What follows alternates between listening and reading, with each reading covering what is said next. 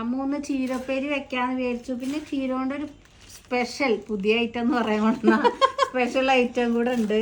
അതോടെ കാണിക്കണം എന്ന് വിചാരിക്കുന്നുണ്ട്. അതിന് ചീര നുറുക്കാതെ മാറ്റി വെക്കാം. നുറുക്കാതെ വെക്കാം. ഞാൻ ഉപ്പേരിക്ക് കുറച്ചേ ഇന്ന് ചുവന്ന ചീര കിട്ടിയില്ല, പച്ച ചീര കിട്ടിയുള്ളൂ.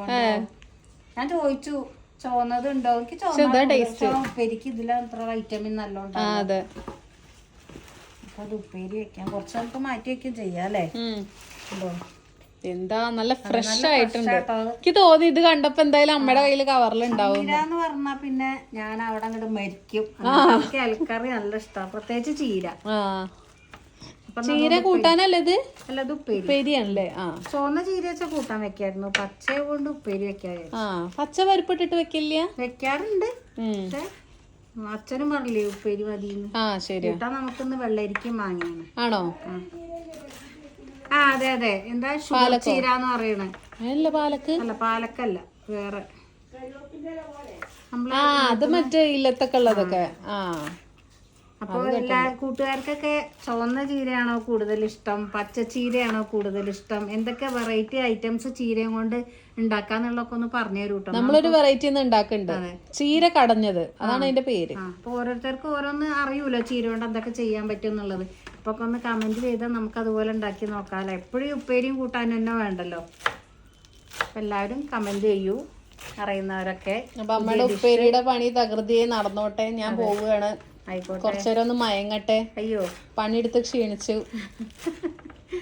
എല്ലാരും ഹോസ്പിറ്റലല്ല നമ്മള് ക്ലിനിക്ക് പോയിട്ട് ലാബിൽ പോയിട്ട് ബ്ലഡ് ടെസ്റ്റ് ചെയ്ത് അതിന്റെ ക്ഷീണാന്ന് എല്ലാവർക്കും. അതെ, പക്ഷെ വേദന ഇല്ല കേട്ടോ, എന്തോ ഭാഗ്യം. നല്ലതുണ്ട് കേട്ടോ, ഒട്ടിച്ച് പോയി അമ്മേ. പോയോ? എന്റെ കയ്യിലുണ്ട്. എന്നാ ശരി കേട്ടോ. വൈകുന്നേരമാണ് റിസൾട്ട് ഒക്കെ കിട്ടുക, 5 മണിക്ക്.